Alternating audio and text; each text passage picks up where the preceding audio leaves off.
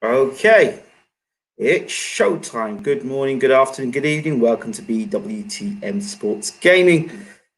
Hope that you all are well. Nice background I've got here with you today in the boxing ring, the boxing gym. So why not? Let's get on with it. So the topic of discussion this evening, for those of you who've joined us, it's called the MOT of Boxing. The real deal or hype job? So just bang this volume up here. Make sure you can hear me nice and clearly. Please, if you can hear me in the room. Yes, Piotr, good to see you in the room, my brother. This will be an interesting conversation. So before I begin, this is my opinion, my thoughts on the MOT of boxing, what I use, my guidelines. Good afternoon, Letvinda. Good to see you in the house.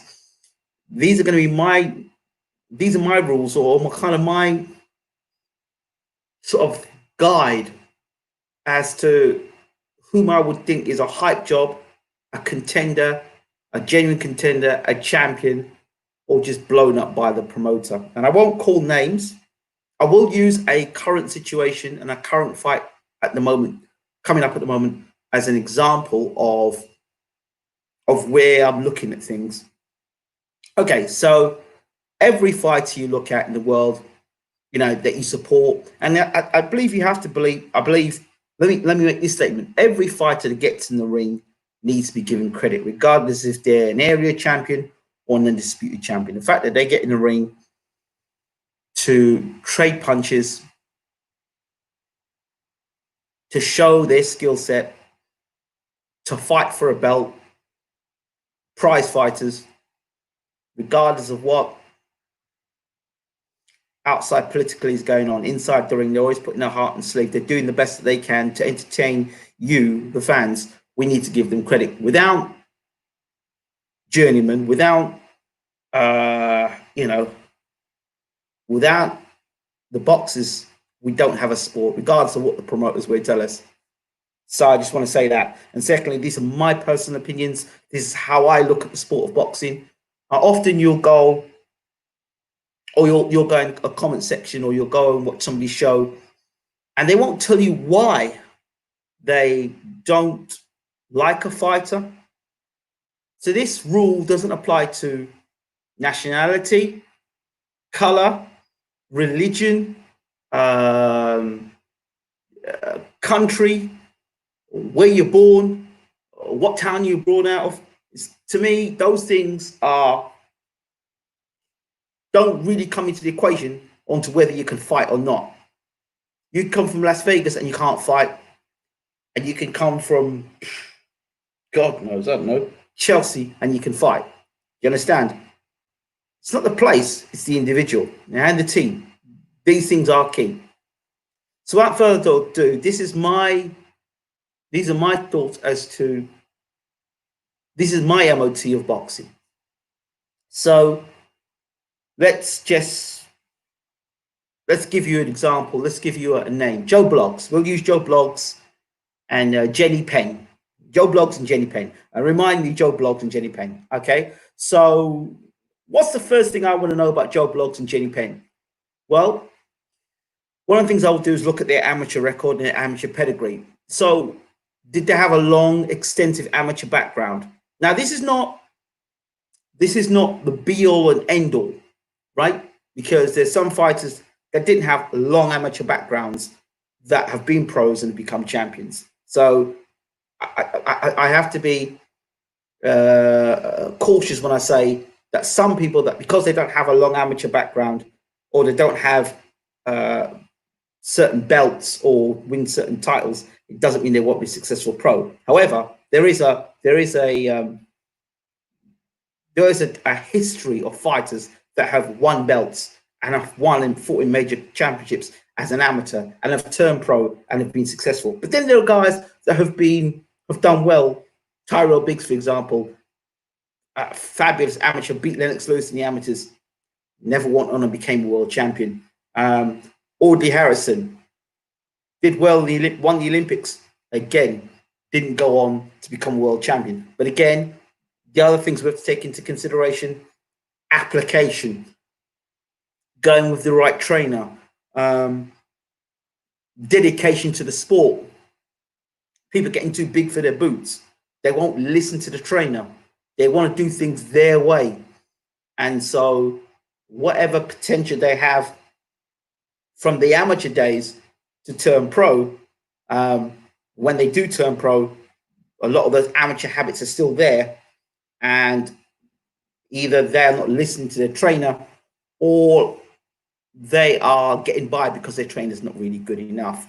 Lennox Lewis is a good example of a guy who turned pro, and he had the credentials, Olympic gold medalist, and he was knocking through people in the British ranks and doing what he was doing. I think he became European champion, beat up Gary Mason, became British champion, and went on fighting a few American guys, and went on to become heavyweight champion of the world because Riddick Bowe didn't want to fight him. But then when he defended his title against Oliver McCall, those same bad amateur habits caused him to get knocked out, and in the end had to get on a proper trainer, and the story from there. So that's an example, but that's not hard and fast rule for everybody. So what I'm saying here is depending on the fighter and the characteristics and the team as well. Very key.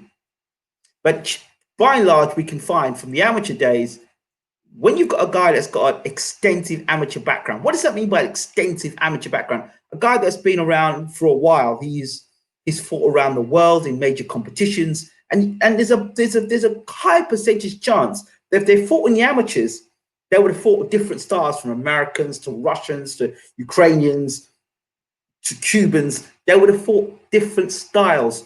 So when they come to the pro game, they've got a better background mentally, physically, to prepare to fight different styles. So they may have fought a guy who comes straight at them. They might have a guy that's slickster. They might have fought a guy who's a counter puncher. So they've got an opportunity to see different styles. So there's not only so much learning on the road, whichever you hear the expression, he's learning on the road. So the guy's a good fighter, but not the finished article. So he needs more time to gain more experience. So he may have had a late amateur, a late birth into amateur boxing. What I mean by that is he may not started when he was 5 and 10 years old in amateur boxing, but he may have started amateur boxing when he was in his late 20s. So again, that's not be all and end all. You've got guys like Joshua and more Deontay Wilder, who started late in the amateur career, but they were able to get through the amateurs. Now, Deontay wasn't an Olympic gold medalist. Remember that. He was a bronze medalist, and then still went on and became a world champion. So that needs to be need to bear that in mind. And again, Tyrell Biggs, excellent amateur boxer, didn't quite do it in the pros. So Mike Tyson was around. So there are a lot of dynamics to talk about and to consider. But I want to look at the amateur background. So like in the amateurs, certain names I won't bring up. I'll try not to bring up if I can. In the amateurs, you look at the amateur record, they're always getting chinned in the amateurs. They're always getting dropped and stopped in the amateurs. That's not really a good sign when a fight is getting dropped and stopped in the amateurs on numerous occasions. That's not a good sign for me personally.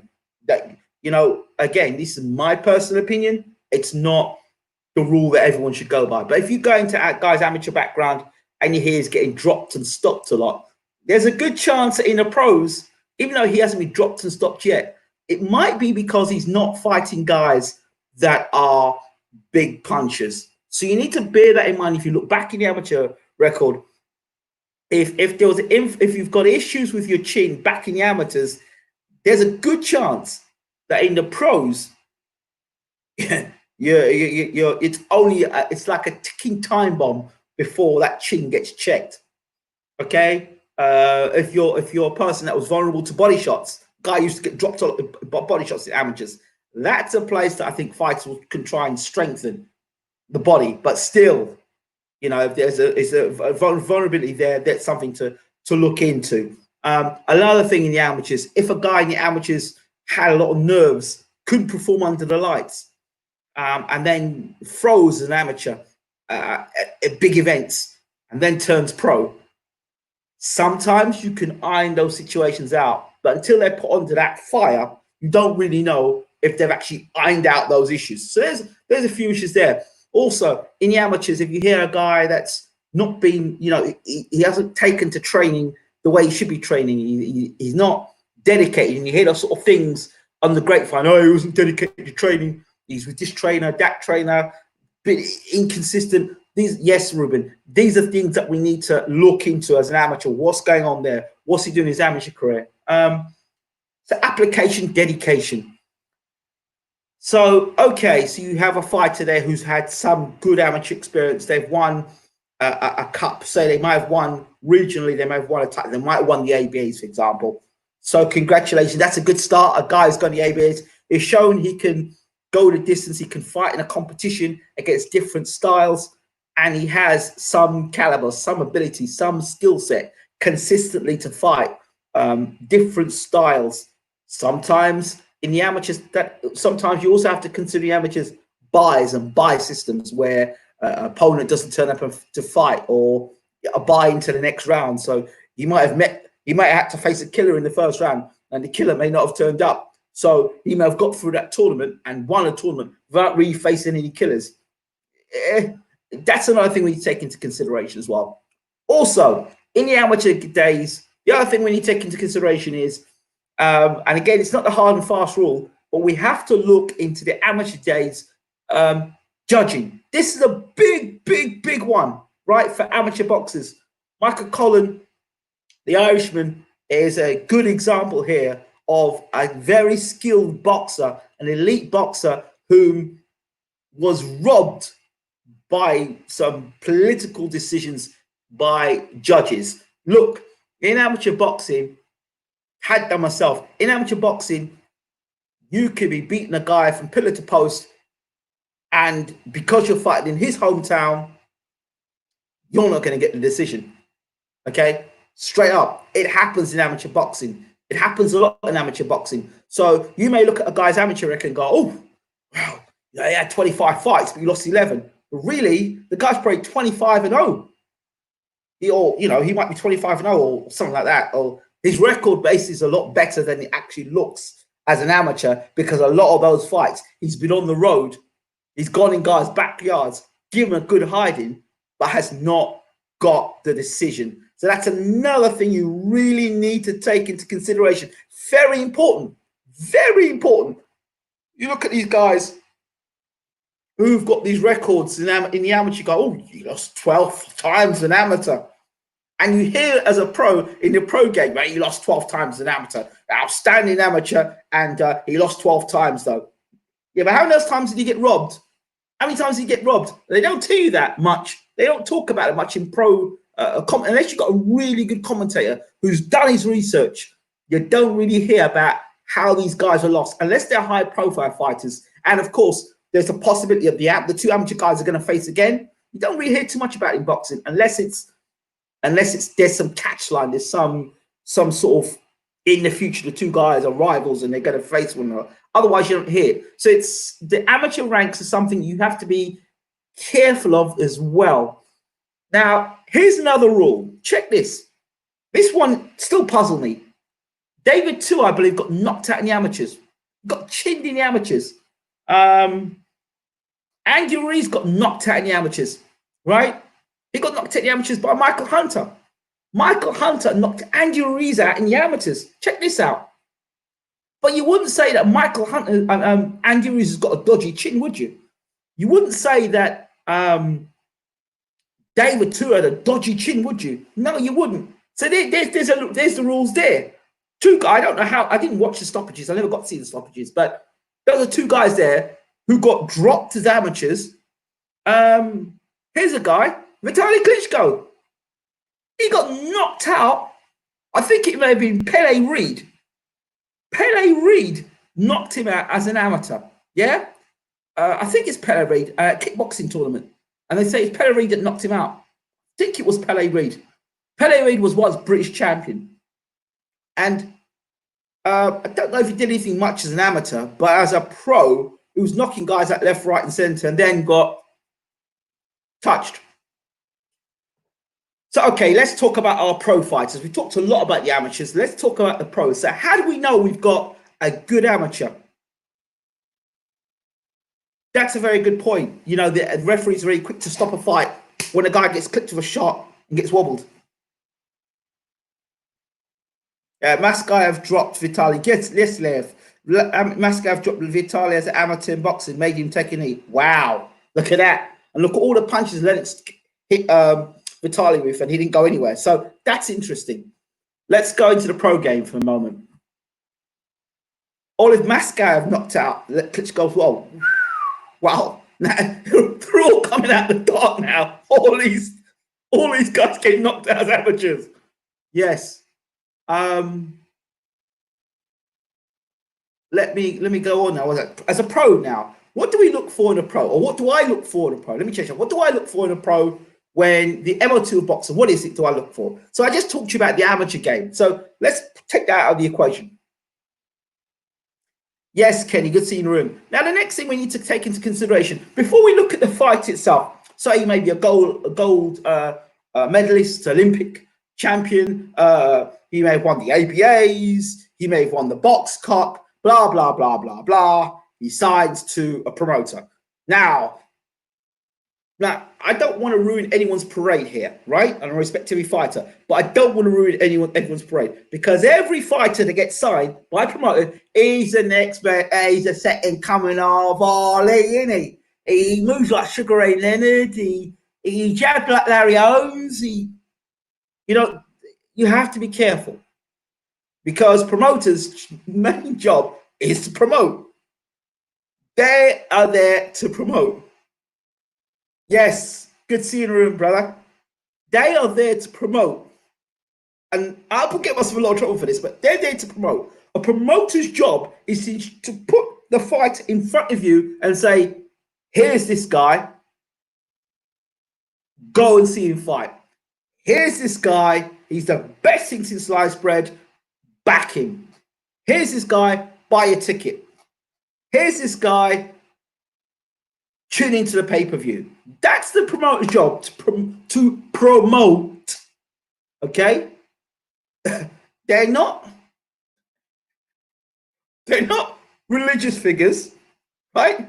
They're not heads of state, although they may as well be at times.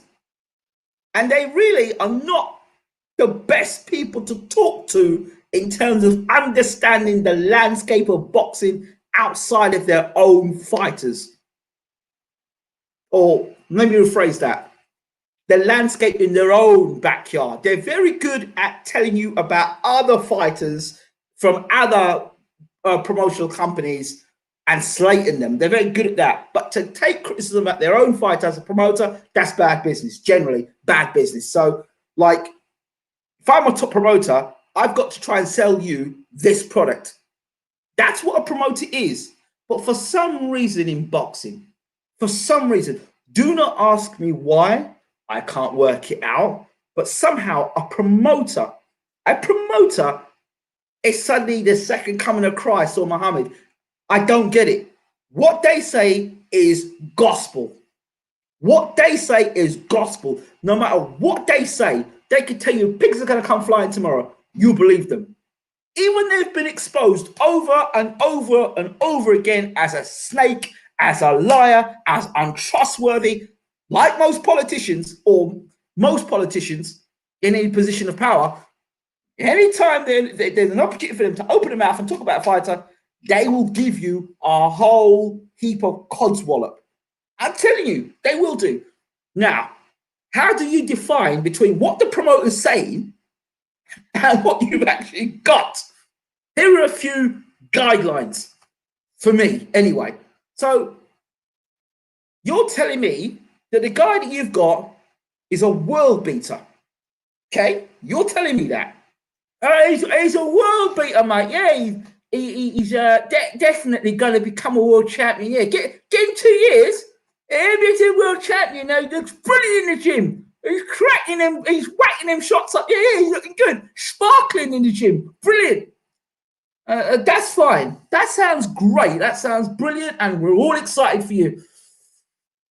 Then you're having these fights. You're fighting against some of these journeymen and guys ranked, 120 in the world, 150 in the world, and you're having life and death struggles. He's hitting you, you're hitting him, you're struggling to get him off you, and I'm kind of watching them going, okay. You're getting hit with overhand rights and left hooks, and your defense looks leaky, and you look off. It's an off night. Okay, so you turn around, you tell the public, it was a bit of an off night, mate. The training camp didn't go well. I broke my leg before the fight. You broke me back. I was up looking after the cat the night before. Cat got stuck up the tree. Blah, blah, blah, blah, blah. You know the excuses. So I say, all right, you know what? Fine. I'll let you off the hook. I say to you, you know what? That night, you maybe had a bad night. Wait, 2 fights, 3 fights, 4 fights, life and death struggle, and you haven't even cracked the top 30 yet. Okay, all right. We'll leave you there for 1 second. So I have to watch you with some caution. The other guy, got a good amateur record. He's the goods as an amateur. He's a pro guy. He's knocking all these guys over. Again, hasn't hit the top 30, hasn't hit the top 20, and knocking guys out. And this guy is the bogeyman of the division. Wait, hold on. How did he become the bogeyman of the division? He's fought nobody in the top 10. He's not fought nobody remotely in the top 20. He's a bogey. Yeah, he's a dangerous man. Okay, but you haven't fought anybody yet that's really told me anything about you apart from you can knock out guys that have got a habit of hitting the canvas. Right, so I'm looking at your record. Let me look at your record. Right, you fought a guy that's had 10 fights. 46 losses. And what? 10 wins and 46 losses. Okay. So let's look at the next record. Oh, right. 6, 12 and 1. He's won 6, lost 12, and drawn 1. Okay, let's look at the next one. 4 fights, 4 losses. Yeah.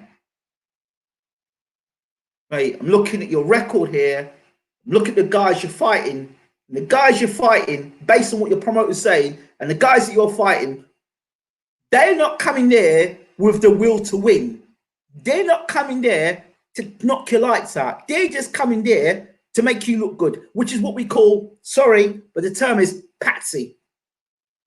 A guy that's there that comes to make you look good, makes you and your promoter look good, okay? Makes you and your promoter look good. Then there's the thing where the promoter's talking all this nonsense. Yeah, he's ready for the big ones, but he's ready for the big ones. You still ain't had that step-up fight yet. You're still fighting, Joe Bloggs who's ranked 60 and 70 in the world, but you're telling everybody, yeah, he's ready for the grudge match. Yeah, he's definitely ready for a grudge match.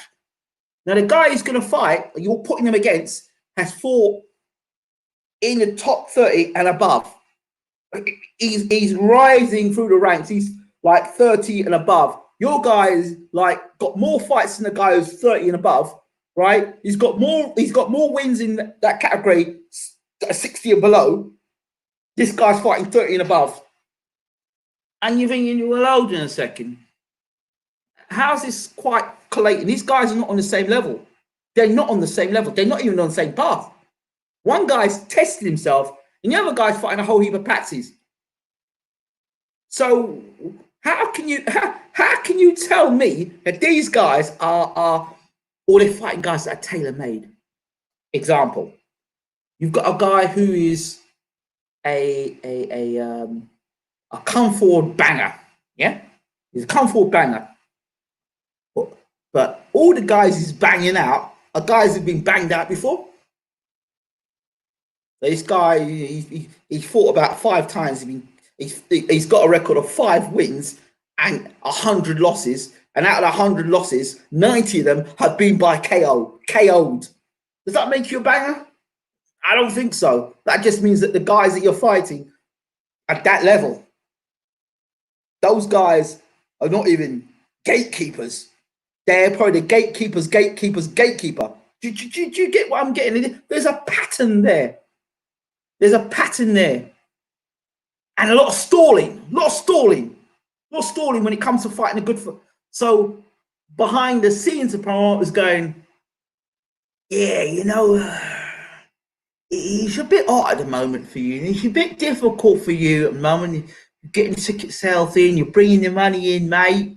So it's a bit hot. Let's steer past that at the moment. Let's keep busy fights, you know, and let's get the crowd in a bit more. And then, you know, that last fight is a bit tricky. So keep you at this level for a minute. And you keep constantly fighting at that level. And then suddenly it comes up.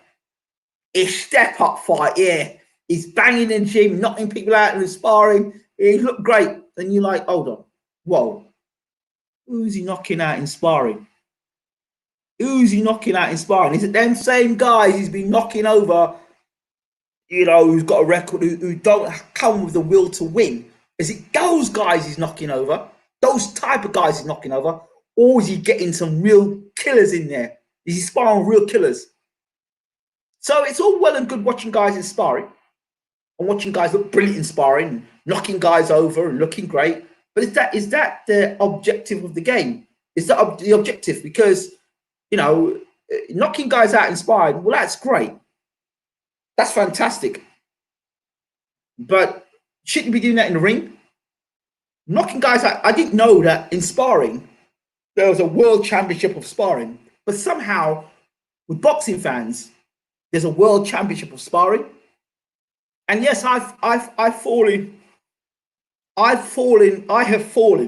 for it. Sometimes in big fights, emotions get to you. Come on, not boxing fans. Be real with me here. In big fights, we try to cling on to rumors. He got knocked out in sparring. He got done in sparring.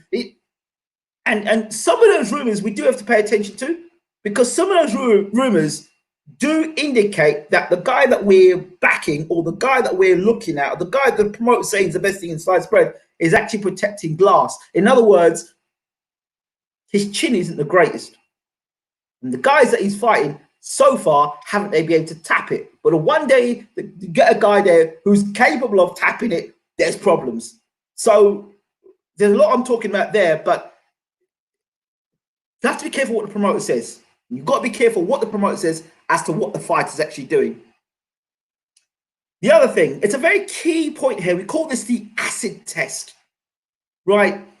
And this is a big, big one for me. I used to ask myself, I used to watch my dad used to take money off of me like a baby all the time.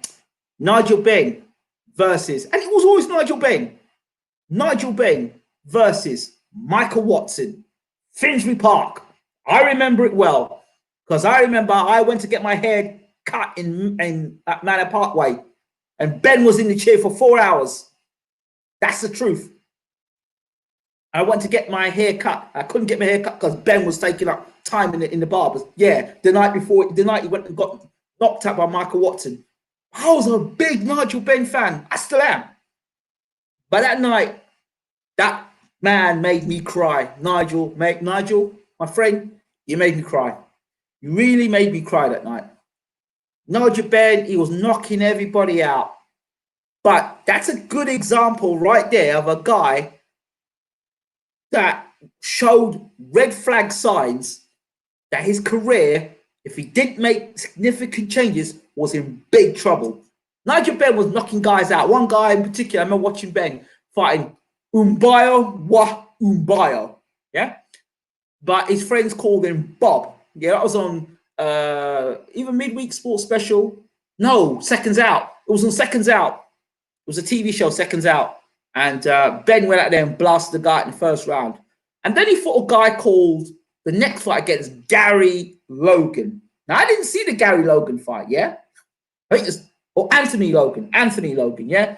I didn't see the Logan fight. Now, if I'd seen the Logan fight, I might not have been so quick to put a bet on Ben. Now, this Anthony Logan fight, I didn't see the fight now.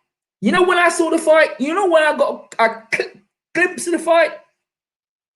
just before Ben was walking into the ring. This is reckless boxing from Ben. Oh, this is reckless boxing from Ben. That's what I used to hear from Jim Watt. Reckless boxing. I didn't understand what Jim Watt was saying. I just thought Jim Watt at the time was just this guy with a very funny accent that didn't like Nigel Benn. But I get it now. He was warning us. He was like the prophet of doom, Jim Watt. He was warning us. He was telling us, this guy, watch it. He's not the real McCoy yet. Ben, a phenomenal puncher. He'll knock you out.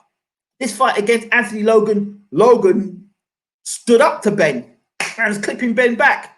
And he clipped Ben and he hurt Ben and he had Ben rocking all over the ropes and everything. And Ben just comes out with one shot, boom, and knocks the guy out. That was Anthony Logan. Ben wasn't fighting a world rank opponent. He wasn't fighting a world champion. And I took a ranking. I don't know if Anthony Logan was even in the top 30 of the world. Right there, images of Ben on the ropes hurt, getting tagged by Anthony Logan, and then coming back and landing a big shot and knocking Logan out. That was great, because when I saw that, I thought, yeah, that's right. Nigel's going to do the same thing to Michael Watson tonight. Yeah, Ben's going to teach him some respect tonight. And then I was listening to Michael Watson. He was saying, if I can't get respect from Nigel Benn outside the ring, I'll certainly get it from him inside the ring. Michael Watson, another good fighter. Didn't really respect Watson at the time, you know, because Watson wasn't Ben. Ben was like, he was Big Bad Ben. If you ever get a chance to go on YouTube, do get a chance to check out Nigel Benn's Big Bad Ben. I think Nigel Benn's Big Bad Ben is kind of like Roy Jones. It was the Roy Jones's version of Can't Be Touched. That is probably the British version, which would be Nigel Benn at the time, which was quite good. Big Bad Ben, it was called. So when you get a chance, get it out on YouTube and play it. It's a nice fun tune. Big Bad Ben, doom, doom, doom, doom, doom, doom. Big Bad Ben. So Nigel Benn's coming to ring. I am dangerous, yay, dangerous. So Ben's coming to the ring. He's got his hair doing. He's coming to the ring. I'm like, go on, Nigel, go on, Nigel, go on, Nigel. And in my mind, I'm thinking, all Nigel has to do is land one of them right hands, and we're ending Michael Watson. And this was for the world title eliminator at Frenzy Park, right? Ben just has to beat Michael Watson, and he's there for a world title fight. Ben's to the ring, and the atmosphere's there, and Ben's all there, he's ready to go. Yeah, and I'm with Ben as well. Go on, Nigel. Go on, Nigel. I don't know how old I was then. I must have been 11, 12. Go on, Nigel. And I've got my glassy coat, and I'm fired up. My dad's laughing in the background. Now, my dad, the day before, we went out, and we went to a friend's house, and he said, so what do you think of this Nigel Benn then? He went, Ben can't fight. What? Ben can't fight. You know, West Indian people. Ben can't fight. That's it. Ben can't fight. Ooh, who's Ben for? I'm like, these guys are talking crap. They hate Ben. Don't worry about that. Ben can't fight. Who Ben fight?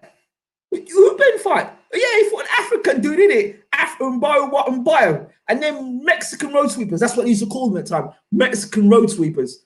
Guys who just basically, that's literally what they were. They swept the streets. Mexican road sweeper. And yeah, that's kind of what was said. And I didn't listen to it. And then, of course, the fight happened. My dad said, you know what? I'll bet you. Bet you a tenner. Ben versus Watson. I'm taking a tenner out on Watson. Oh, boy. Ben comes steaming out first round. Ben's banging them shots. And Watson just tucking up on the ropes. Ben catches him and just tucking up on the ropes there. Watson just nice and tight. What I was basically watching there was an experienced pro who had watched Nigel Benn punch himself out like an uneducated puncher he was at the time. Ben was just used to going and seeing punches and guys falling over. And Watson figured, you know what? If I just stay tight, if I just tuck up tight, and just catch Nigel, nice little combinations every so often, and tuck up and just catch a shot to my shoulders and my arms and roll, I'll be okay. And for the most part, that's what Watson did behind a good educated jab. Keep Ben at distance with a jab, and when Ben came in, tuck up tight. That's what he did. Just tucked up tight, just kind of rope-a-doped. He did to Ben what Ali did to Foreman, which was Foreman, another ignorant puncher coming in, just swinging punches, knocking guys over, and not really thinking about what you're doing when you're throwing your punches. So you just take it, catch in the air, you're throwing. One of the things in boxing is the most exhausting thing when a guy's throwing punches and it's hitting the air. It's hitting the air. You're not actually landing anything. You're just catching the swaying and catching the swaying and holding tight and swinging, just boom, boom, boom, just waiting, turn your body, tuck.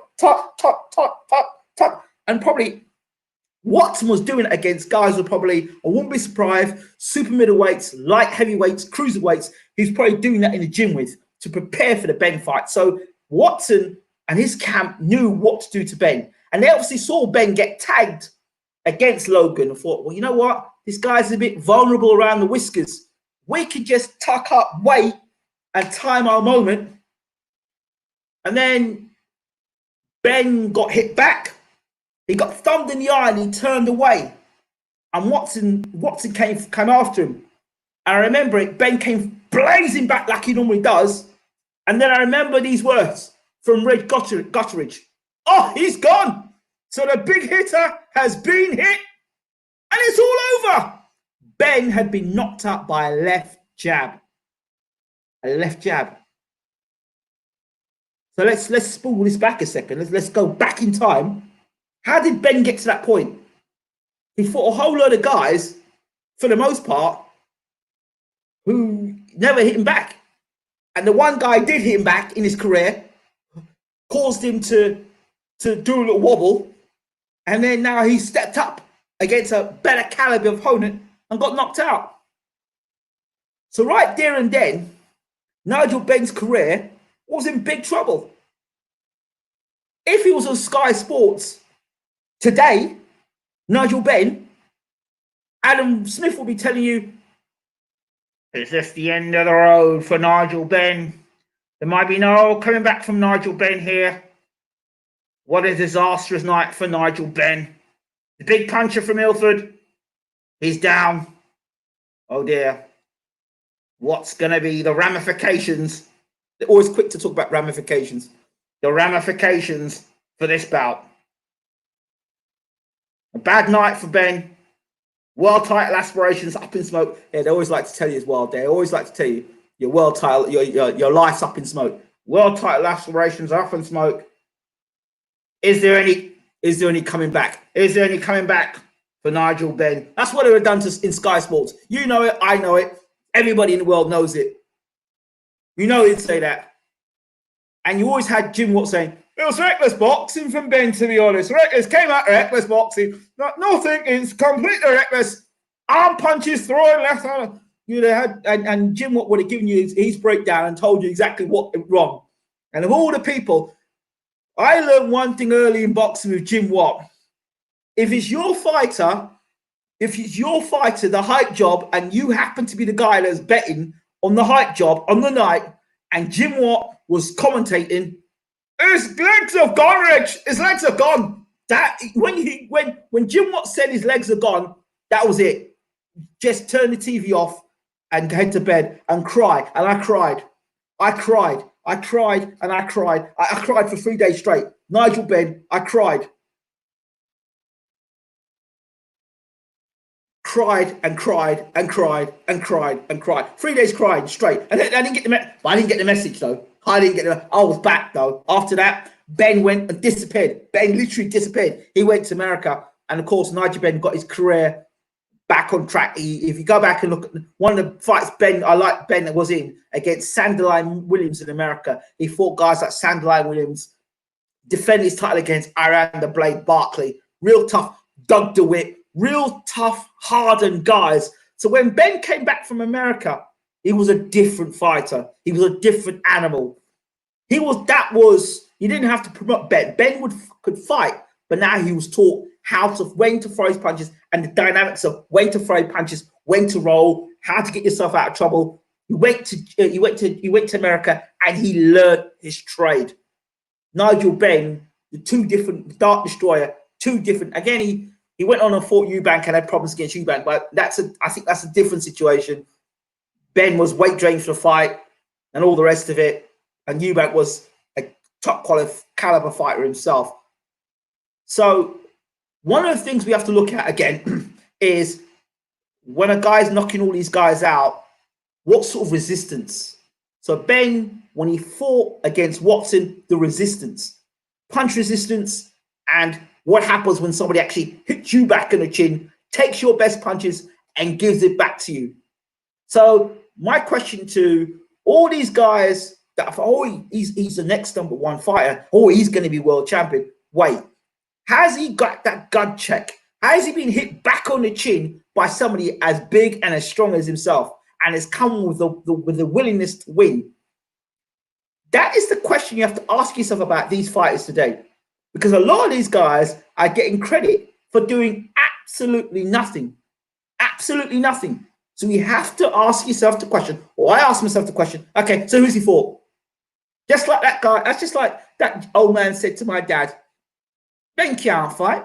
Ben can't fight. How did he know Ben couldn't fight?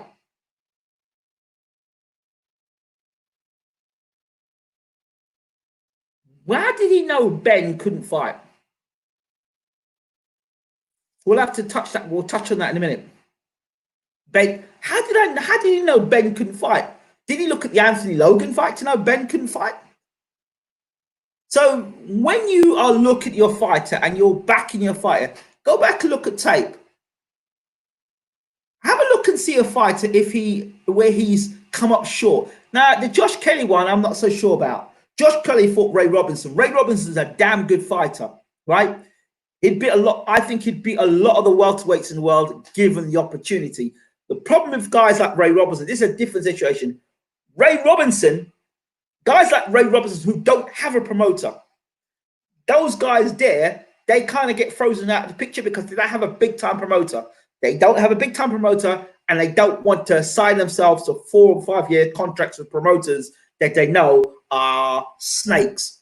This is the problem, all right? And again, guys like Ray Robinson. Now, Ray Robinson beat Terence Crawford as an amateur, okay? He beat Terence Crawford as an amateur. So that's something right there to look at. So the Josh Kelly thing, I wouldn't be so sure about Josh Kelly. What we do know about Josh Kelly at the moment, which we're starting to realize, is that maybe he's not a biggest puncher as advertised, and quite possibly his defense is pretty leaky.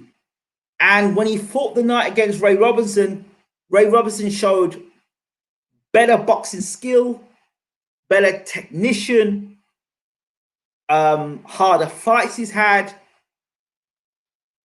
just overall better boxer. That's what that fight was with Josh Kelly.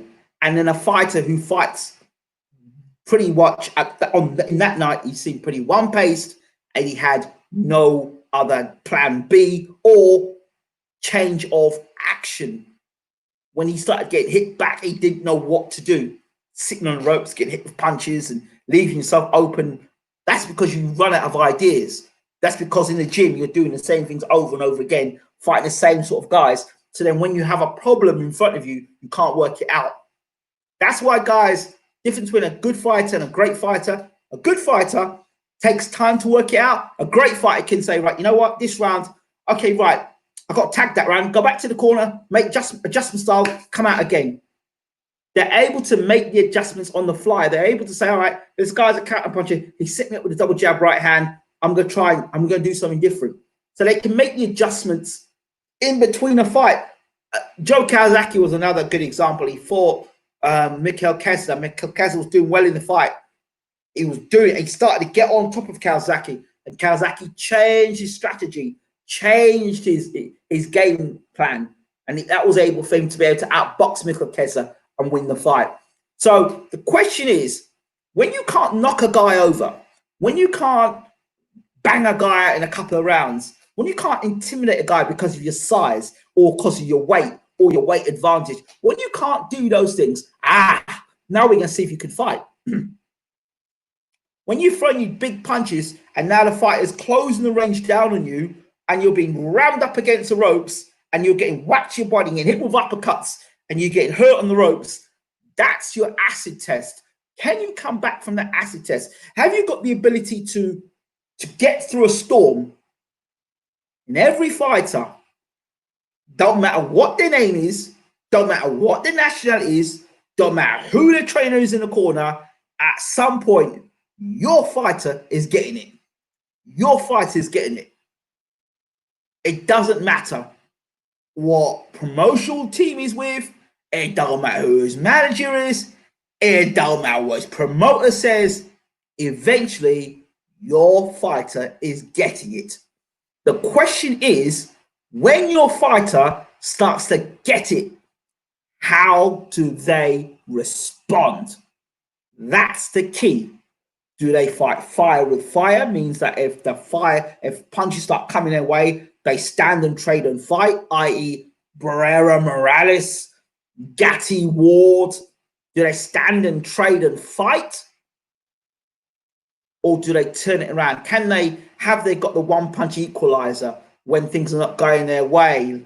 Have they got the heart? Question, when things get on top of the fighter, can they come back? When they get dropped in a fight, can they get off the canvas and come back and rally and win a fight? Mike Tyson and Lennox Lewis are two fighters that are shown when they get dropped, they do not get up and win fights. Name me a fight where Mike Tyson got dropped, has got up and won a fight. Name me a fight where Lennox Lewis has been dropped in a fight, got up and won a fight. That's why guys like Evander Holyfield and Muhammad Ali, those are guys I got a lot of respect for. Not that I don't respect Lennox and Tyson, but that's why I love Holyfield. That's why Holyfield's one of my favorite fighters, because Evander Holyfield, but Lennox got KO'd when he was, this is what I'm saying. Mike Tyson as well. This is why I love Evander Holyfield. Now, my first Evander Holyfield experience, like, obviously, now I've got time to go back and watch Holyfield's career. But as a youngster, one of the fights for Evander Holyfield for me was when he fought Burt Cooper. Evander Holyfield had come in, undisputed heavyweight champion of the world. Lennox Lewis was ringside. You know, I think Holyfield had to beat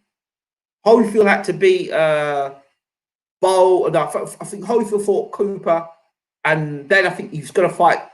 I don't know what happened. Anyway, I remember the night well. And Holyfield come out. He was fighting in his hometown, Atlanta, Georgia.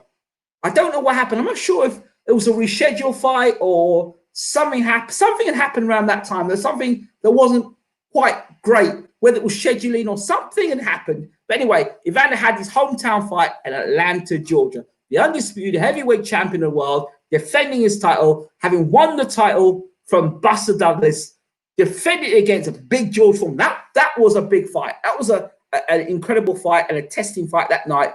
George Foreman was coming back on the comeback trail, renowned puncher, great chin, good stamina. Foreman was a test for Holyfield, even back then. And I remember watching rounds against Foreman, and Foreman caught Holyfield with some great shots and hurt Holyfield. And Holyfield then got back on the inside and threw combinations. And that was like, for me, you know what? He's got a good, he can fight. Holyfield can fight. Then he fought Cooper, when he fought Cooper, and getting dropped by Cooper in the third round. And Holyfield, for the most part,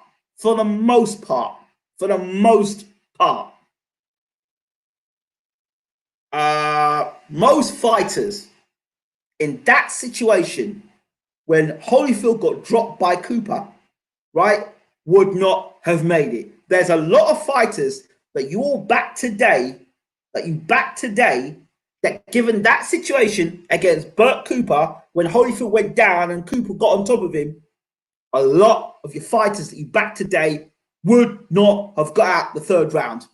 Holyfield not only survived the storm by Cooper, but came back to rock Cooper in the same rounds. That there was my moment. Aha. Do it against George Foreman? Yeah, but he was 45 years old. Do it against Burt Cooper? Yes. because he was hurt, he was out on the ropes, and I knew that Evander Holyfield, but Evander Holyfield has shown that time and time and time again before that. But that was when I wasn't watching Holyfield back then, really too tough, considering my age. This fight here, Cooper, is when I really was getting into Evander Holyfield. So that was my fighter. He was the guy in the heavyweight division that I loved, Evander Holyfield. And then Lennox is sitting back ringside and going, you know, Evander Holyfield had a problem with Burt Cooper. You know, imagine what would happen if Lennox Lewis had fought, you know, Evander Holyfield that night. What would happen? I'll tell you what happened that night if you'd fought Lennox Lewis, you'd fought Evander Holyfield. You'd have got your ass kicked that night if you'd fought Evander Holyfield. Because if that Lennox Lewis, who just, if I'm right, either he knocked out Mike Weaver. I think he might have knocked out Mike Weaver, but he even knocked out Mike Weaver. I think he'd already beaten Gary Mason. I'm not sure. It was around that time. But Lennox was running up his mouth. Yeah, you know, I'll knock out Holyfield tomorrow. No, you wouldn't have done, mate. You wouldn't have done. Because at that point in time, Evander Holyfield was a far better, younger, better fighter then than you were at that time. You were still pre-Oliver McCall before. Yeah, of course he wasn't in his pride when he fought Lennox Lewis. He wasn't in his pride. The night that that Evander Holyfield fought George Foreman, that night, that Evander Holyfield. But then, having said that, I think Evander Holyfield, when he fought Bo the second time, was probably better size-wise. But anyway, I don't really want to get into too much of that but I'm just saying the MOT. I'm going to get back to the MOT of boxing. So I'm just getting a bit nostalgic there. But that was my tick point. That was my tick point. That moment there where I saw Evander Holyfield come from a rocky situation and come back and win a fight. So acid tests, you know. And then he went on and fought Riddick Bowe in the first fight. I think it was a bit too light for Bowe that night. And he had another rocky moment in the 10th round, which gave us one of the greatest rounds. I know they talk about round 3 with Hagler Hearns, but one of the greatest rounds for me in heavyweight boxing is round 10 of Holyfield versus Bowe. Bowe hurts Holyfield, starts early, hurts Evander Holyfield. Holyfield goes down. Holyfield gets back up, rallies, hurts Riddick Bowe at the end of the round. Absolutely incredible. If you want to watch a great round of heavyweight boxing, Riddick Bowe, Evander Holyfield, round 10, check that out. So even when Holyfield got beat that night, I knew that man, he's a real deal. He's a champion. So that's where I could say, he's a champion. Now, let me talk about a fighter that was considered a bogeyman.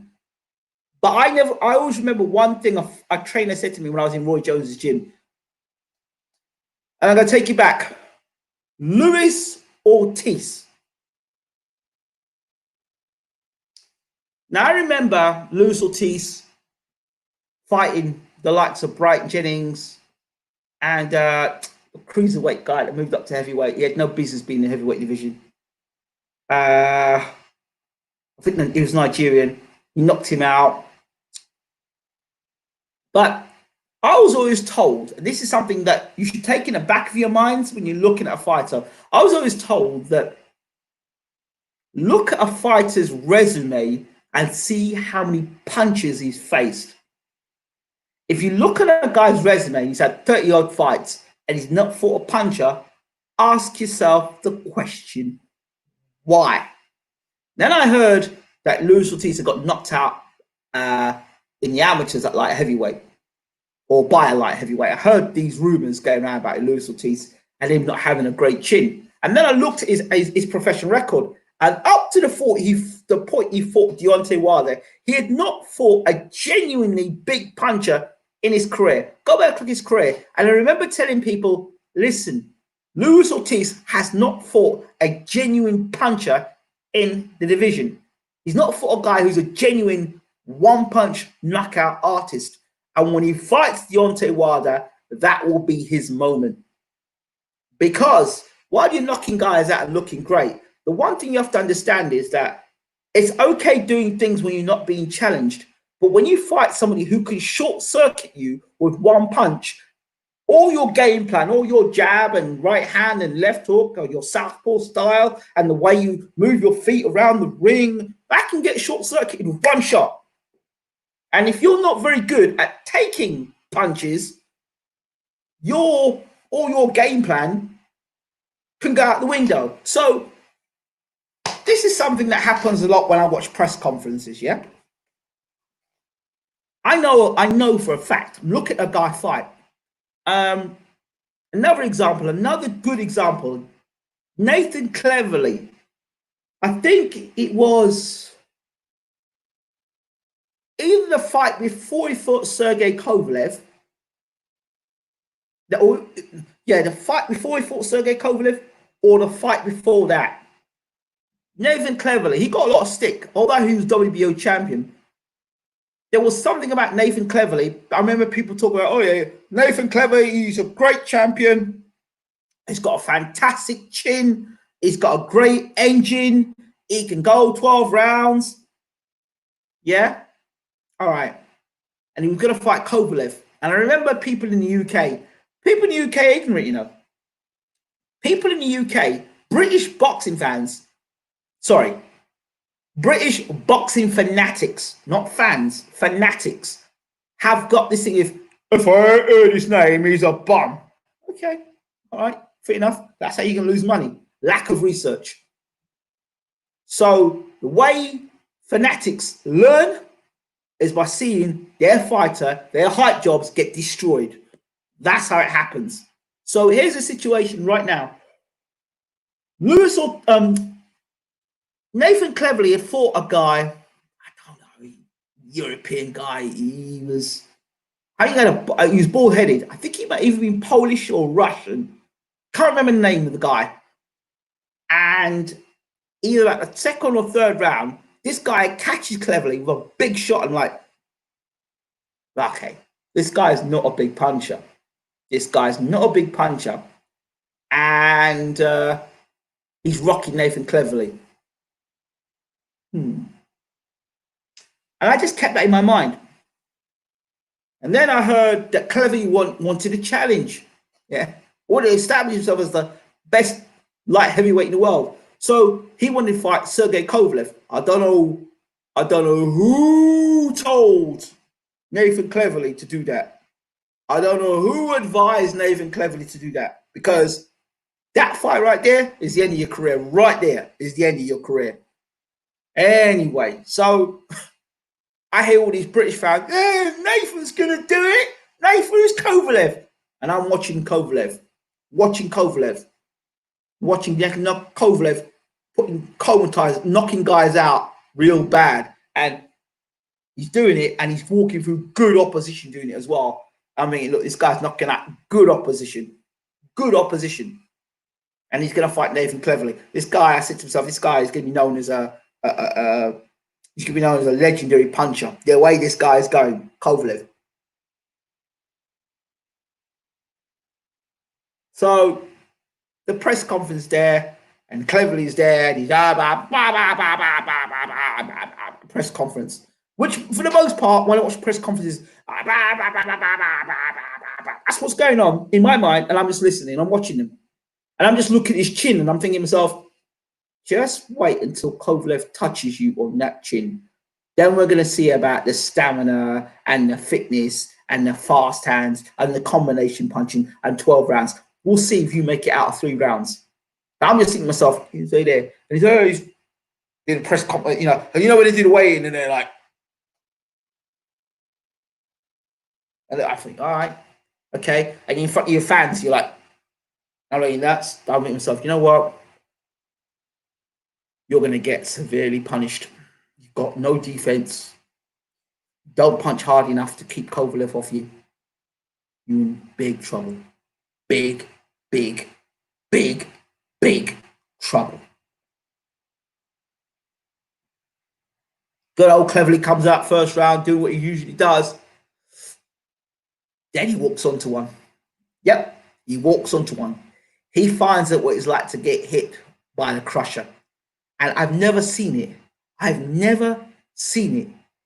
in all my life of boxing, I've never seen a referee help a fighter back to the corner. Have you ever seen?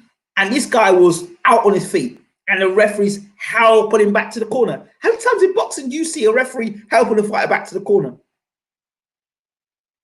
Helping a fighter back to the corner. But even in that fight, there was an interesting point. Cleverly caught Kovalev with a shot.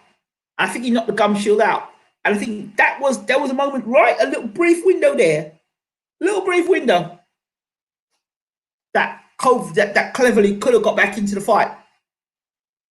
But didn't have this for Kovalev. But it made me realize in that fight right there that Kovalev, if you put it on him and you can fight and you've got a ticker, you've got a chance of beating him. That's why I believed that Andre Ward, if he got inside of Kovalev and let his punches go on the inside of Kovalev, he would beat Kovalev. And of course, we will talk about the first fight, but even then, Kovalev had knocked everybody out. He hooked Ward with his best shot. Boom! Ward was able to get up. That's why Andre Ward was another one of my favorite fighters. People may not like Andre Ward, but one thing about Ward is he could break you down systematically as a fighter. You matter if you're faster than him or stronger than him, Ward would find a way to beat you. That's why I loved my Andre Ward. Loved Andre. I haven't talked enough about how much I love Andre Ward. I love Andre Ward and the way he beat Kovalev in the end. So it's, can your fighter adapt? Can your fighter make the changes that are necessary in a big fight? Can they do that? Are they able to do that? That's the question you've got to ask yourself. When it's all said and done, when the promoter takes his seat, when your trainer sits in the corner, when the press conference is done, when you finish doing your weigh-in, when you finish doing your face-to-face, when you finish doing your interviews, strip all that back. Your PR, all the handlers, your promotional team, the TV deal, strip all that back. The question is, can you fight? Can you fight? And at what level? Have you already found your level? If you're struggling against a guy who, is not in the top 30, you're struggling, it says something. You may have found your level. But then the guy you thought might have been an upcomer and he might be decent himself. The other thing is that experienced fighter might just be getting some bad deals. So again, every situation is different.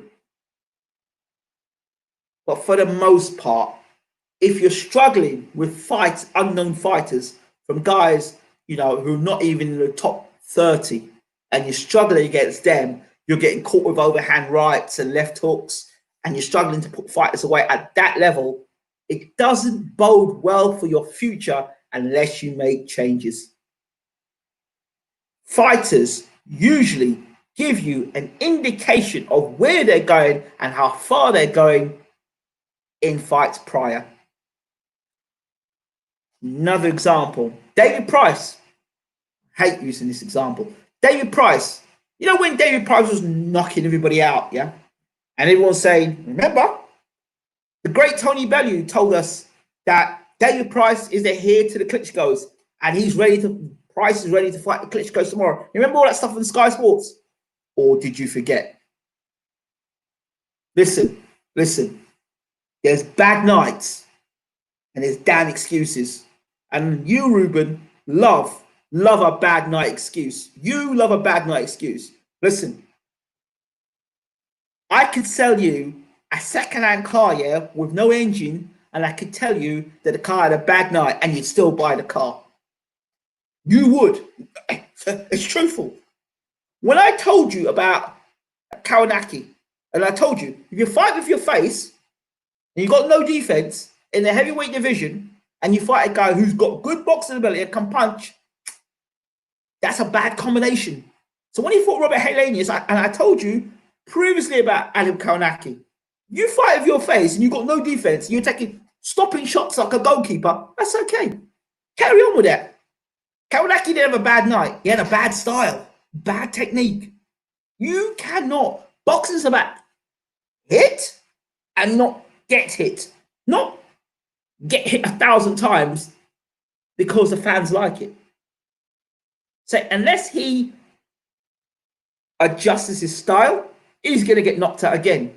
That's why when people say, yeah, Kawanaki should fight Wilder. Really? No. Guys like that, Wilder's going to wipe up real quick. Because them guys have got no defense. And they're walking straight forward. Go to sleep, boy.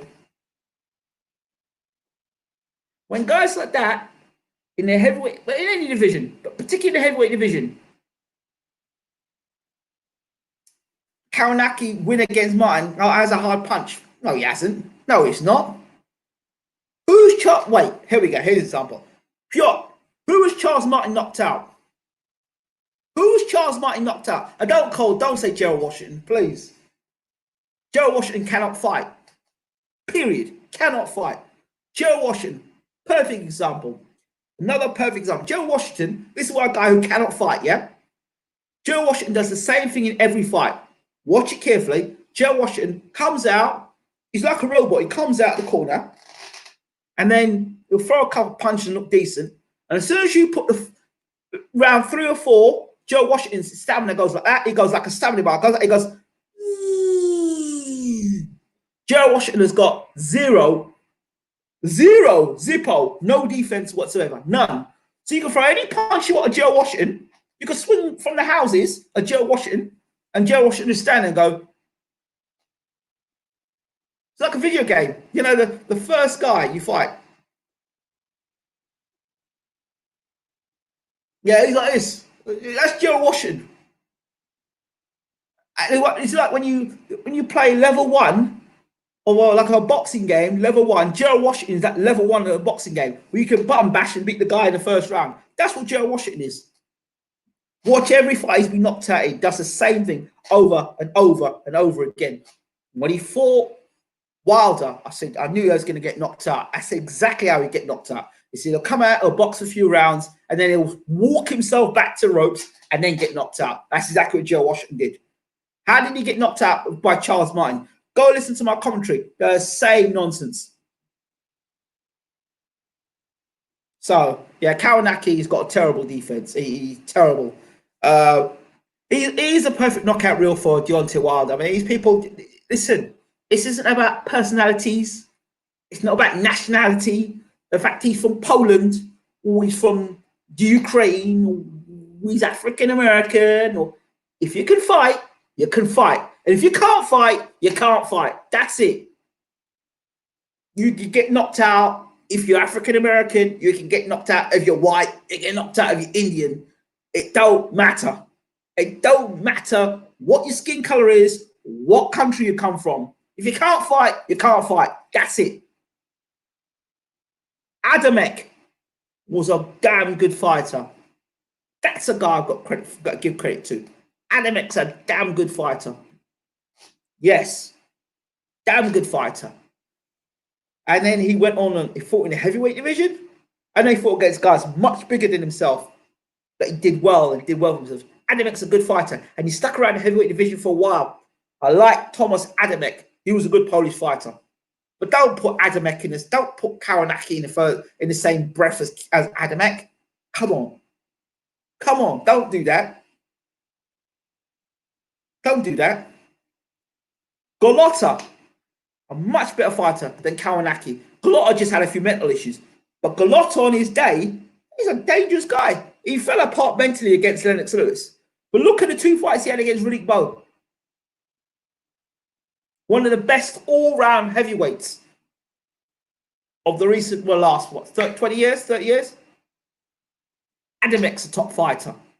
Don't tell about now Kawanaki, man. Unless Kawanaki goes to a decent trainer now and learns to have a defense in the heavyweight division, Kawanaki be one of those guys, he'll be considered a gatekeeper. Of course I am, yeah, of course I know they're better than him.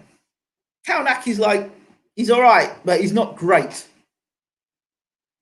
Yeah, Galata did well, but he just a low blows. Galata had this problem here mentally. If Galata had seen a psychologist, I think Galata could have become heavyweight world champion. I always said it. If he got this right, he'd have been world champion. Polish guy who boxed Cleveland was a good fighter, not the same division, but he's still good. He put Cleveland in hospital.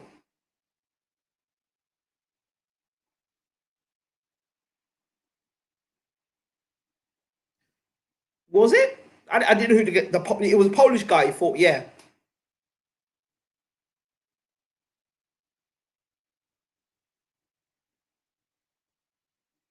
No, not him. Fonfara is good as well. Fonfara is a good fighter as well. He's good. He's good. Not great. Good fighter, Fonfara. But again, MOTs of boxing. Don't ignore your MOTs of boxing. Don't ignore your MOTs of boxing. But guys like Ruben Guerrero continue to ignore the MOTs of boxing. So for the most part, you're going to be crying, Ruben, when it comes to these big fights. There are exceptions to the rule where you have, age is a factor, or money, where fighters get paid to do one or the other thing. So those are some other things there. But for the most part, MOT of boxing, have they passed the acid test? Who have they fought? Who have they beaten? What type of opponents are they fighting? Yeah, Fonfara did cleverly, but I'm talking about the guy before the Kovalev fight. The guy before the Kovalev fight, that's the guy you need to look at. He was a decent fighter. So yeah, so that's the MOT of boxing. So don't listen to the promoter. Please, don't listen to the promoter. Do support boxing. Don't listen to the promoter. Pay more time to look at what the fighter's actually doing, not what he's saying. Watch what the fighter's doing, not what he's saying. Okay? Gassiev might do well. A thing with Gassiev there, he's flat-footed. So I wouldn't like to see Gassiev fight a guy like Michael Hunter, because Michael Hunter will mess up Gassiev. Yeah? But Gassiev will do well against guys who stand in front of him. Yeah, those type of guys Gassiev will do great against. I wouldn't want to see Gassiev fight Charles Martin. Who are some fighters who should be getting hopes too high for? That's a tricky subject. The way I would say it's this. The way to answer that question is, without calling names, what have you done for me lately? Here's a song. What have you done for me lately? Yeah. What have you done for me lately? Ask yourself the question of your fighter. What have you done for me lately? Let me look at your box rec. Let me see the record of the guys that you're fighting. And if you're getting dropped and you're getting wobbled by guys who are not in the top 10 or the top 20, you can normally negotiate yourself around. When you get to 20, you can start negotiating yourself around fights. So I'm not going to avoid punches. I'm going to avoid guys that have slick counter punches. I'm going to slip and slide and get to the side, right? But if you've been rocked, wobbled, gone to points against guys you should have blown out of the cup. It's a very good telltale sign is when I say, I wasn't expecting this fight to be going so long. When a commentator tells you that they're not expecting the fight to go as long as it should be going, one of two things. The fighter in the opposite corner is better than advertised, or the guy in the other corner is overrated. So those are things you need to look at when you're watching boxing, right? Things you need to look at in boxing. So be careful. A fighter. Oh, back to the David Price thing before I got interrupted. The David Price thing. We got the warning sign about David Price when he fought Matt Skelton. Remember when he fought Matt Skelton? And everyone's like, oh yeah, Price will knock Skelton out in the first round. And Skelton jumped on and David Price. And Price couldn't get him out, had problems with Skelton. I said to myself, you know what? That's a problem right there. And you know when people were laughing at me when I said Ortiz Harrison would beat David Price? Who ended up turning around beating David Price first? Southpaw. Tony, what was his name again? What's the boy's name again? Tony Thompson. Southpaw. Ortiz Harrison. Southpaw. How did he get caught? So it happened. I could see it. But Audley wasn't dedicated to the sport. He wasn't dedicated. Audley wasn't dedicated. So if you're not dedicated, what can you do? You know something? I'm going to close on this note. Emanuel Steward, very smart man. Why didn't Emanuel Steward train Ortiz Harrison? Ask yourself that question. Olympic gold medalist. Had good backing. Why didn't Emanuel Steward back Ortiz Harrison? I'll tell you why. Because Emanuel Steward saw trouble coming. He could see what Ortiz was about. He knew that Ortiz wouldn't have been dedicated. And that would look bad on Emanuel Steward. Emanuel Steward, for all the things, my family, my cousin used to manage Ortiz. And Ortiz lost his first fight after she left him. She used to manage him. Hazel Bruno. Check it out. Hazel used to manage Ortiz. That's my family. Right? Can you do another page on that book? It really helped, bro. Yeah, sure. What page? Oh, yes, I will do. Oh, the other channel, I'll do that, definitely. I've been up, people asked me about it the other day. I'll do it again. Where was I? Yeah. If you look at Emanuel Steward's record, take Thomas Hearns and a couple of other guys away. For the most part, Emanuel Steward's record as a trainer, and I'm not knocking Emanuel here, very smart businessman. He picked guys who already become established world champions, and then came, when they lost the fight, Emanuel Steward come and polish him up and stick him back out there again.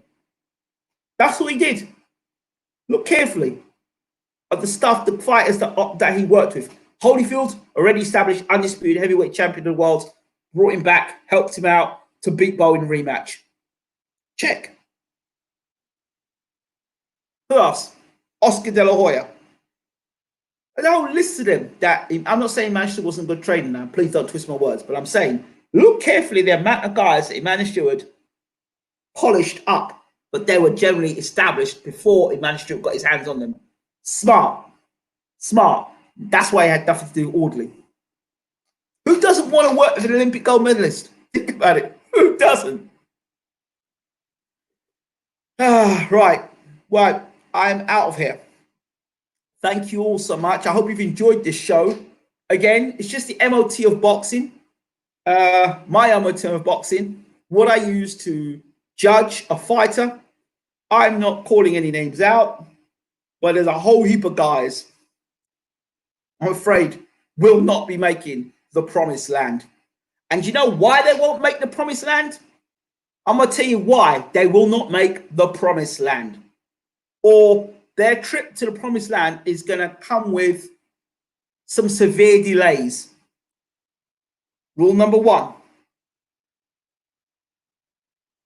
When you're building a fighter up,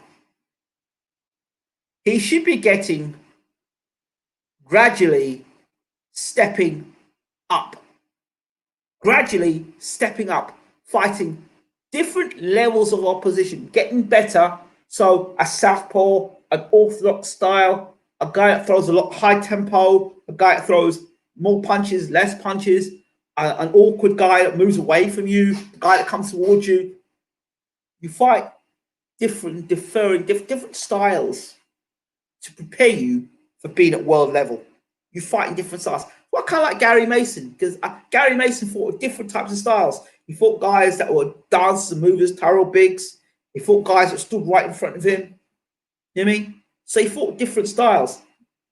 That's where you want to see a progression with your fighter. Don't feed me the same old cheese and toast every time. You know what I'm talking about. You know who I'm talking about. Same old garbage all the time. Guys that you pull him up from different weight divisions and guys who've got no business being in the ring with that fighter. And then when he does fight a half-decent opponent, he's getting clipped with punches. He's looking. He had a bad night.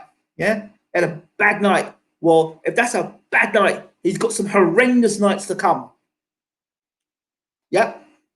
And you're getting your chin's being touched now and tapped now. Wait until he gets checked. Wait. Got to be fight an opposition that's getting you better and better. You're fighting guys that are there to fall over. If the opponents you're fighting, every fight you're fighting is a guy that's going to fall over in front of you, right? Then that will that tells you a lot. Tells you a lot about a fighter.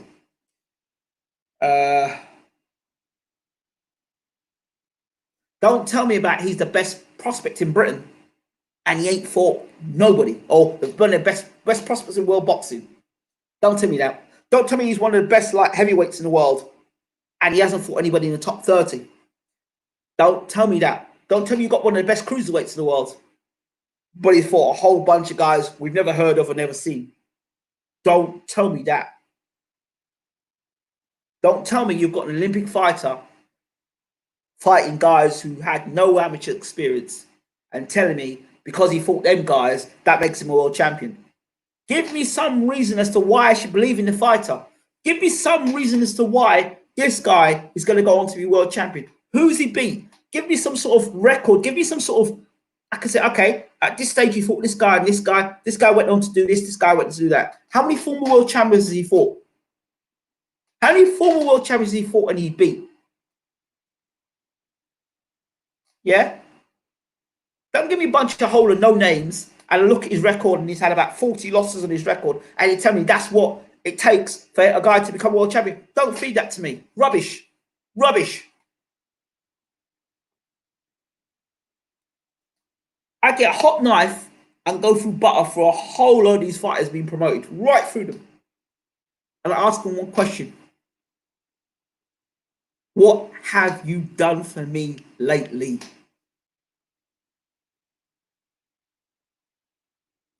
If you got a guy who's been touted as the best fighter in the world, and in his last fight, it was a life and death struggle, and he hasn't even fought all the best guys in the division, and his last fight was a life and death struggle, and you're saying he's the best fighter in the division? Holy no way, I think there's a problem there. You know, another thing is, I'm going to close on this point. Manny Pacquiao, an established fighter, multi-weight world champion.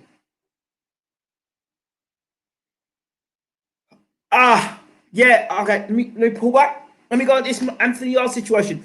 To be fair, you believe in Yarde, and he didn't have nothing to back him up to his record, and he was so close, I guess it could be done. Now, the Anthony Yarde situation is this. Now, Yarde, big puncher, good defense, nice, good punching power, and I believe that Yarde could have beaten Kovalev. I don't agree. I for a guy who now we're talking business sense here. For a guy who had a limited amateur pedigree, and he went and did what he did against Kovalev, did really well. And there was a round where he hurt Kovalev. But unfortunately, the instructions in the corner that night might not have done Anthony Yarde any favors, because he was told, go out there and let the tank go. Had Yarde had 2 or 3 fights, yeah, he was getting touched in those fights. But to be fair, a lot of that was him learning his trade. So now, Yarde is a very good example. Very good example. I'm glad you mentioned him. You've got to look at Yarde's fights. He was getting touched in those fights. But at any point in those fights where he's getting touched, did he get rocked and hurt?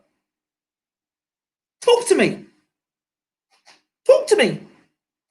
Come on. I want to hear, as Hulk says, as Hulk Hogan will go, what fight did you see in the build-up to the Kovalev fight? Anthony Yard rocked on the ropes and on the canvas and struggling to get up or getting knocked down. You didn't see that.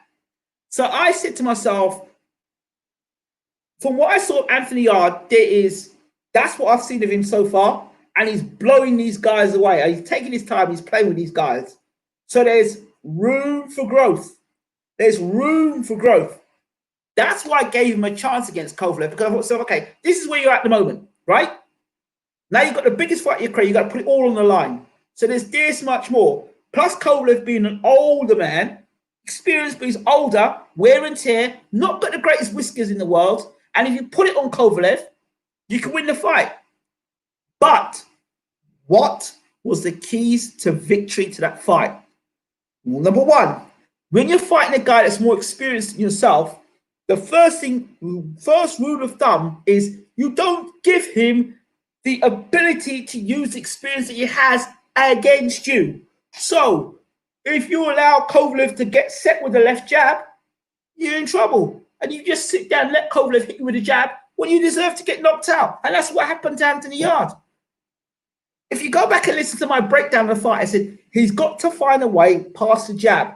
He's got to get past the jab. He's got to get inside, and he's got to rough Kovalev up. If you can negotiate the jab and get on the inside of Kovalev and let his punches go, he can beat Sergey Kovalev. But if he stays on the outside and allows Kovalev to use the jab, he's getting knocked out. Why? Because Kovalev, with the with their huge amateur background and the pro background, world champion, established, knows how to use a jab.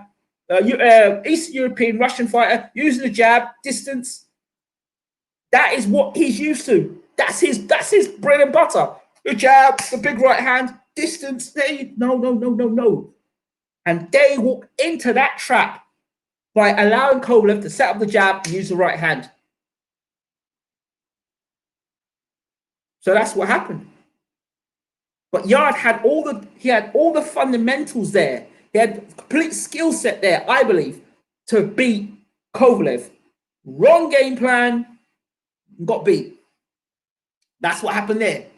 So the Yard situation is, as I said, you've got to take every situation and look at it in its context. So that's not an excuse.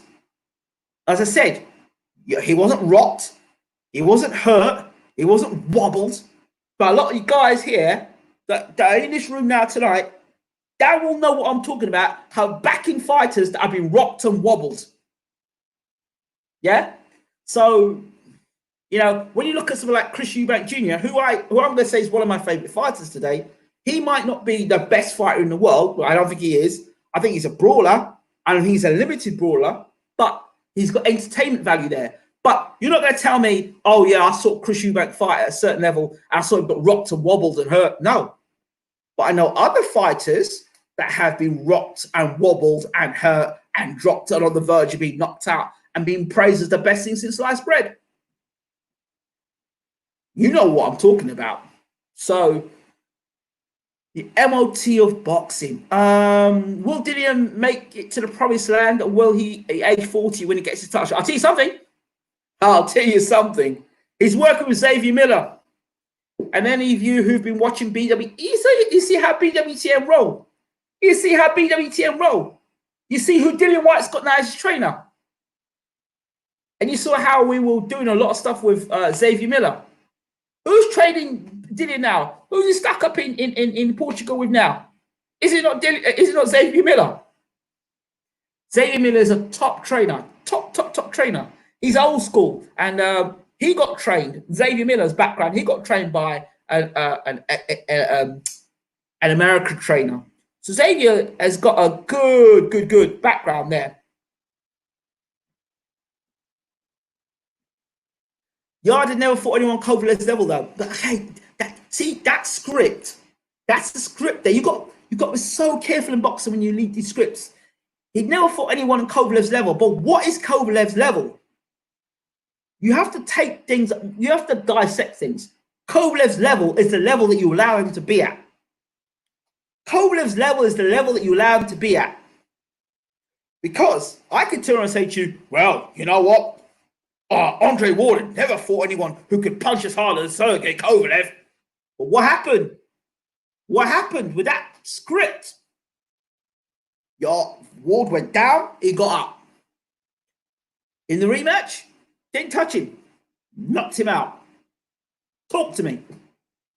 So levels are based on whether you allow that fighter who's got all that experience the ability to be comfortable to do what he's doing. And the reason why Kovalev won the fight against Yard twofold is one, the experience. Yard had not fought enough 12-rounders and not fought enough guys that gave him resistance in terms of going to take his best punch and give him something back. There wasn't enough of those fights. But I get it. For 4.5 billion, however much he made, he's made more money than a lot of guys who are pro fighters, who have been world champions, and also have had better amateur careers than Anthony Yard. So for that, Yard's the winner already. But we move a little forward. At that point, Kovalev, as far as I was concerned, was a shot fighter. He was a vulnerable fighter, and with the right game plan, Yard would have beaten Kovalev. The right game plan. It's not, Yard didn't look out of the water when he fought. He didn't, like a lot of British fighters do when they fight against top level opposition. They look mesmerized at another planet. Yard just used the wrong game plan. That's all. Kovalev was shot at the front. Yard faced him, but my point was Yard lacked experience. Plus his trainer said he didn't spar. Well, okay. First of all,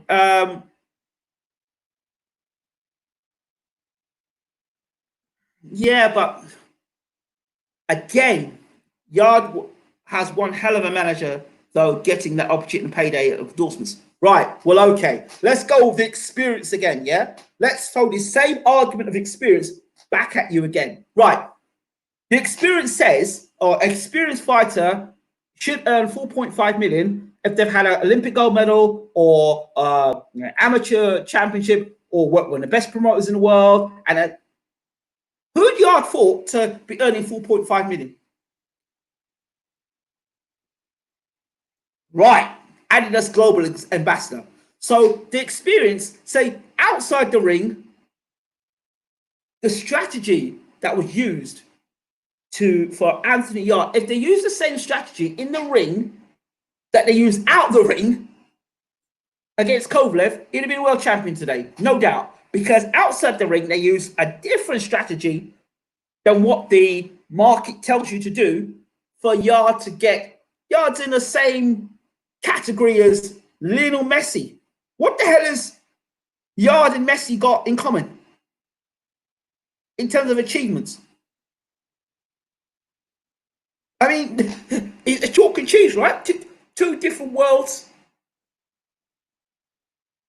One is considered one of the greatest players of our era, of any era, football era, and the other guy is a guy that's just, you know, a prospect contender. That's it, really. But then, you know, and you know, a belt holder, a few sort of belts. But that's what it is.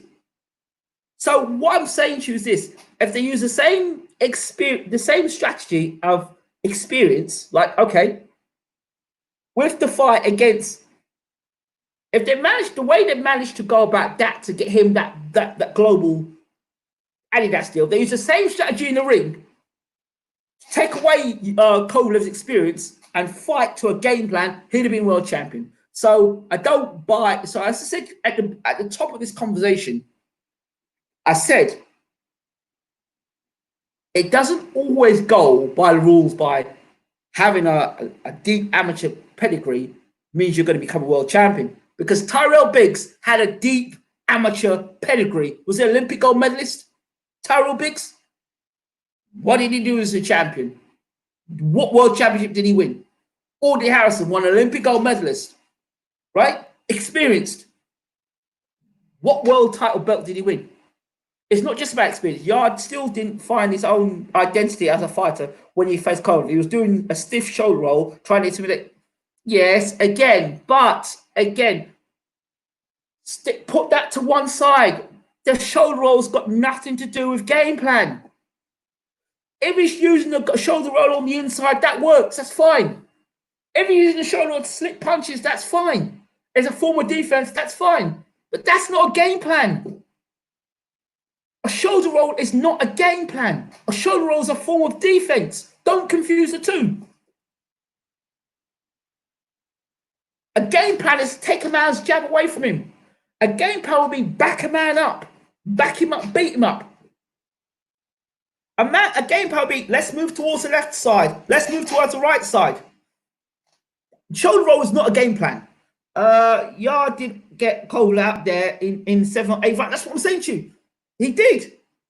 But two things were a factor there. Number one is a lack of those type of fights. If he had 2 or 3 of those fights, no. And again, the stamina being at world level, again, no, I disagree.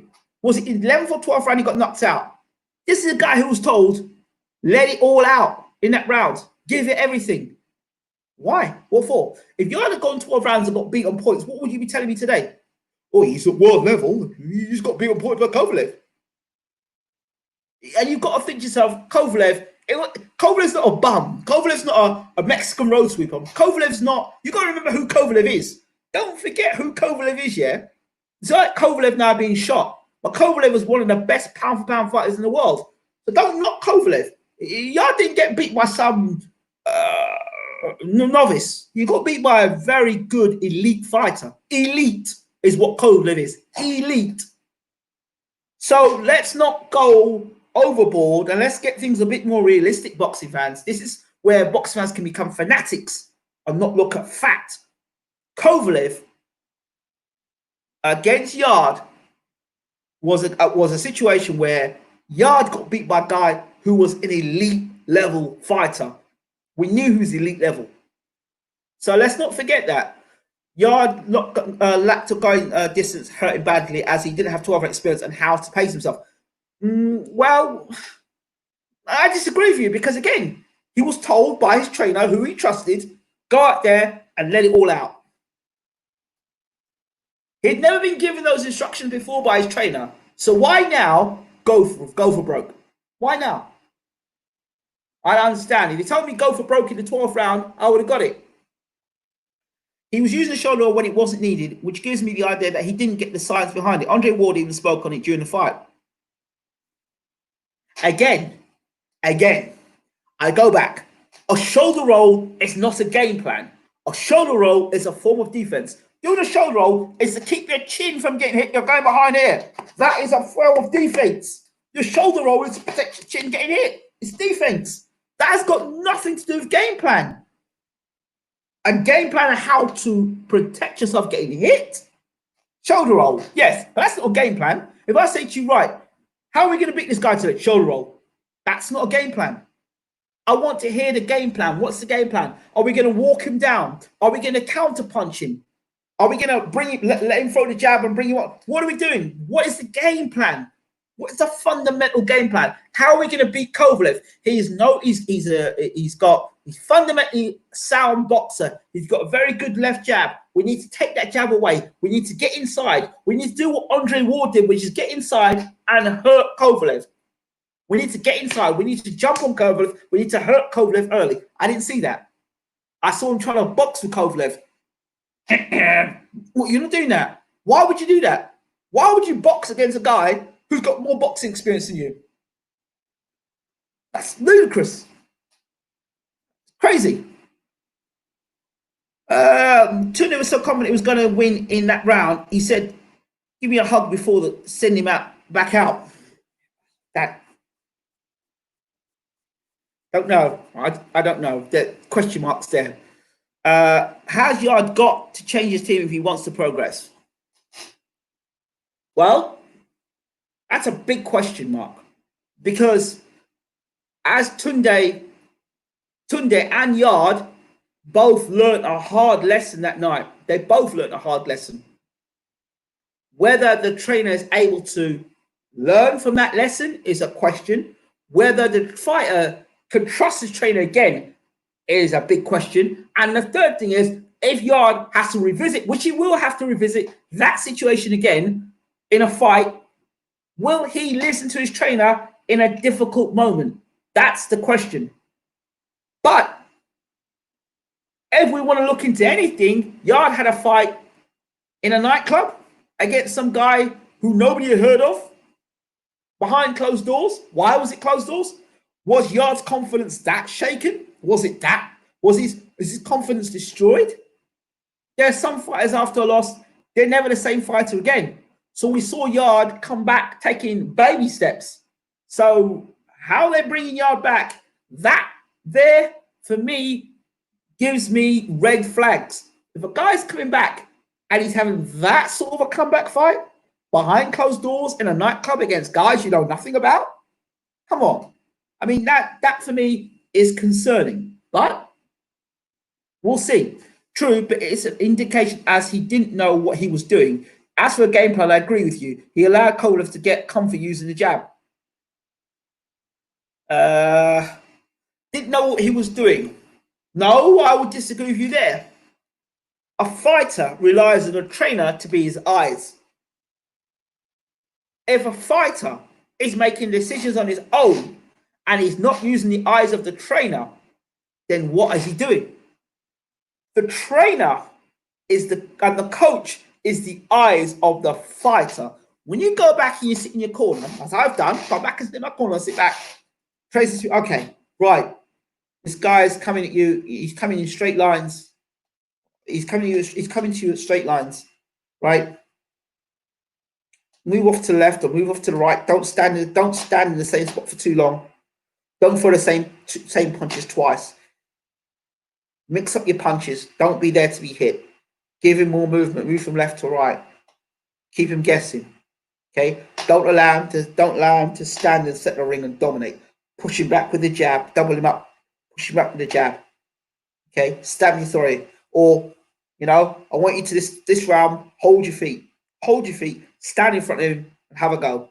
So those are instructions being given as a trainer. Is telling you in the corner before you go out.